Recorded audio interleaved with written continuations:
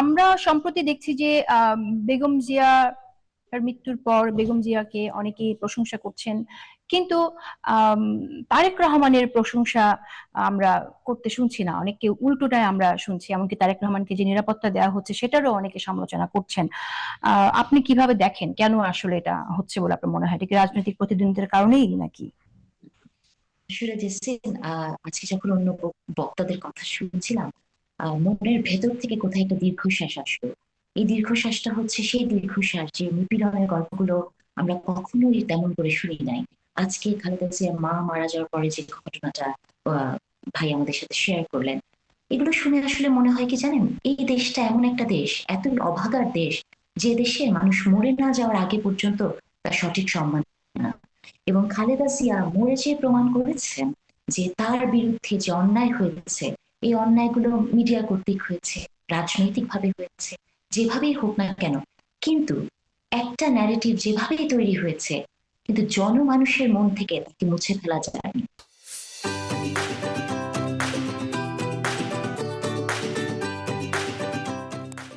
আপনি দেখেছেন যে মেট্রো রেলে তার জানাজা হয়েছে, কোন পর্যন্ত আহ, সেটা বিস্তৃত ছিল। তো আপনি যে প্রশ্নটা আমাকে করলেন এই মুহূর্তে, যে এটা তো আসলে আমি মনে করি এই মুহূর্তে বেগম জিয়া যতদিন পর্যন্ত কর্মক্ষম ছিলেন, তাকে ওই যে ওই কথাটাই, যে জিয়া ঠিক পথে ছিলেন, উনি নাই। এখন উনাকে এবং জিয়াউর রহমানকে একই দাঁড়িপাল্লায় মাপা হচ্ছে, তারেক রহমানকে বাইরে হচ্ছে। এটা হচ্ছে জিয়া পরিবারের প্রতি টার্গেটেড এক ধরনের রাজনৈতিক স্ট্যান্ড বাংলাদেশের গুটি কয়েক রাজনৈতিক দল।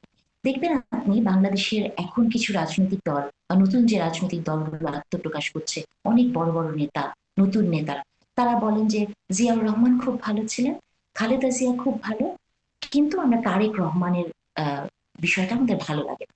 মোটামুটি এই ন্যারেটিভটাই তারা করে। এটার একটা পেছনে কারণ কি জানেন? কারণ আপনি এই মুহূর্তে এমন একজন নেতাকে আপনি দেখাতে পারবেন যে যাকে আপনার তারেক রহমানের কাছাকাছি আপনি দাঁড় করাতে পারবেন, বা একটা তুলনামূলক পর্যালোচনা আপনি করতে পারবেন তাদের তিনজনকে দাঁড় করে। ধরেন আমি যদি তারেক রহমানের কথা বলি, আপনি তাকে এক পাশে দাঁড় করান, আহ জামাতে ইসলামের যিনি আছেন তাকে দাঁড় করান, এবং একটা নতুন দলের একজনকে দাঁড় করান। হ্যাঁ, আপনি অনেক ক্ষেত্রে অনেক কিছু বলতে পারেন, কিন্তু দেখেন আপনি যদি তারেক রহমানের কথাবার্তা দেখেন, যে অগস্টের 5-এর পর থেকে আজকে পর্যন্ত, আপনি একেবারে বুকে হাত দিয়ে বলেন তো জেসি, যে কোনো জায়গাতে আপনার কি ওনার একটা কোনো বক্তব্য বা একটা কোনো শব্দের চয়ন খারাপ লেগেছে? আমার তো লাগে।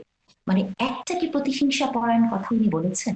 বা এই যে 17 বছর পর বাংলাদেশে উনি ফেরত আসেন, উনি যে বক্তব্য দিয়েছেন, এই বক্তব্যে কি আপনি কোনো প্রতিহিংসা খুঁজে পেয়েছেন? প্রথম যে মানে সম্বোধন যে উনি করেছেন, প্রিয় বাংলাদেশ, তাই না? এখন তারপর উনি বলেছেন আই হ্যাভ আ প্ল্যান। এটা নিয়ে অনেকে বলছে যে উনার প্ল্যান কেন আমাদেরকে মানতে হবে। এখন একটা দলের নেতা নেতা যদি এসে বলে যে আমার কোনো প্ল্যান নাই, তখন আপনি কি বলবেন? বলবেন যে তার প্ল্যান। অগাস্টের পরে আপনার মনে পড়ে কিনা আমি জানি না, তারেক রহমান যখন বাংলাদেশে কোনো সরকারই ছিল না, ওই সময় উনি একটা কথা বলেছিলেন যে আপনার হাতে আপনার শত্রু যদি নিরাপদ না হয়, তাহলে কিন্তু এই বিজয়ের গৌরবটি আর থাকবে না। আপনি এই কথাটার মর্মার্থ ধরতে পারেন? দেখেন তার পরবর্তীতে কত মব হয়েছে, কত কিছু হয়েছে, কিন্তু ওই কয়দিন বাংলাদেশে যে স্টেবিলিটি ছিল, তারেক রহমান তো একটা অনেক বড় দলের নেতা, তাই না? তার কথায় অনেক কিছু হতে পারে। এই যে দেশের মানুষকে একটা স্বস্তি দিয়েছিলেন, আমরা কি কথাটা মনে করি কখন? আমরা কিন্তু এটা মনে করি না। আপনি দেখবেন যে আহ, যে কথাগুলো বলছিলাম, যে তিনটি দলের নেতাকে যদি আপনি পাশাপাশি দাঁড় করান, যদিও আমার প্রিয় মঞ্জু ভাই উনি একটি জোটেই উনি গেছেন, কিন্তু আমার ধারণা, মঞ্জু ভাইকে অবশ্যই আমি একটা থ্যাংক ইউ দিতে চাই। আমার মনে হয় উনি প্রথম যিনি বেগম খালেদা জিয়া মারা যাওয়ার পর হসপিটালে গেছেন, আমি যদি ভুল না করি, ওই মুহূর্তে রাজনৈতিক দলের মানুষ, বাইরের রাজনৈতিক দলের মানুষ থেকে। তো তার মানে আমি বুঝতে পারি যে উনার খুবই ভালোবাসা আছে। কিন্তু নির্বাহ যদি বিচার করেন, তাহলে আপনি দেখবেন যে বিএনপি পলিসি নিয়ে কাজ করছে। বিএনপি 2014 থেকে আপনার 31 দফা দিয়েছে। 31 দফার পরে বিএনপি এই মুহূর্তে তার পলিসি, একটা দেশে যে যে পলিসি নিয়ে কাজ করতে হয়, আপনি ইকোনমিক পলিসি বলেন, আপনি এডুকেশন পলিসি বলেন, এই যে ফ্যামিলি কার্ড বলেন, বা ধরেন আর যেসব কথাগুলো বিএনপি বলছে, এটি কিন্তু বিএনপি তার, আমি বিশ্বাস করি, এবং কারণ আমি ওই পলিসির একটা পার্টে আমি কাজ করেছি। সো এটা আমার বিশ্বাস যে বিএনপি এটা ভোটের রাজনীতির জন্য করেনি, যে শুধু ভোটের জন্য।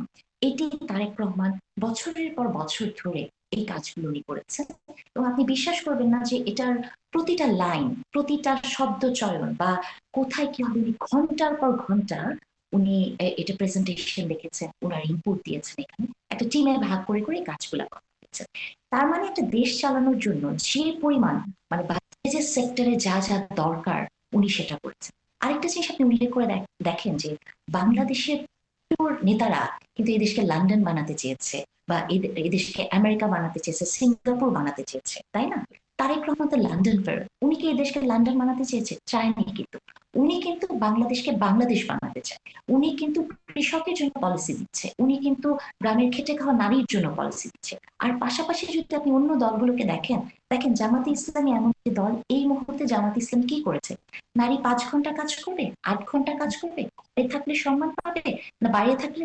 এগুলোর বাইরে এবং 71-কে নিয়ে কিছু প্রবলেমেটিক বিষয়কে সামনে এনে সেগুলো নিয়ে কথাবার্তা বলছেন। তার কাছ থেকে কোনো স্পেসিফিক কোনো পলিসি দেখেছেন একটা দেশ চালানোর জন্য? এবং পাশাপাশি যদি আপনি নতুন দল দেখেন, তারা শুধু সংস্কারের গল্প করছে, তারা এই কথাগুলো বলে। তাহলে এই যে একটা কম্পারেটিভ ডিসকাশনে আপনি যদি যান, এই মুহূর্তে আপনার কাকে হবে যে যিনি যোগ্য? এখন এই যোগ্য হওয়ার কারণে হয়েছে কি, এটা তো ভোটের রাজনীতি। রাজনৈতিক কারণে তারেক রহমানকে যে মোকাবেলা করার একটা মানে সিস্টেম খুঁজে বের করতে হবে, তো এজন্যই ওই ন্যারেটিভটা দেওয়া হচ্ছে যে তারেক রহমান কেন বলছে তার একটা প্ল্যান আছে। বা আপনি যেটা বললেন নিরাপত্তা বিষয়, এখন যে যত যেটাই হোক না কেন, আপনাকে তো এটা বিশ্বাস করতে হবে যে উনি আহ বাংলাদেশের অনেক বড় দলের যিনি হোক বা না হোক, উনি তো প্রাক্তন প্রধানমন্ত্রী এবং প্রেসিডেন্টের ছেলে, তাই না? আপনার সিক্রেট এবং বাংলাদেশ সাবকন্টিনেন্টে আপনি জানেন যে এই ধরনের নেতাদের, আপনি বেনজির ভুট্টোকে দেখেছেন, আপনি ইন্দিরা গান্ধীকে দেখেছেন, রাজীব গান্ধীকে দেখেছেন, যে কিসের মধ্যে দিয়ে যায়। তাহলে যে এখানে একটা সিকিউরিটি হয়, তো তার তো এতটুকু সিকিউরিটি পাওয়াটাই উচিত। এবং এটা নিয়ে তো আমি মনে করি না যে কোনো ধরনের কোনো বিদ্বেষ থাকার কথা।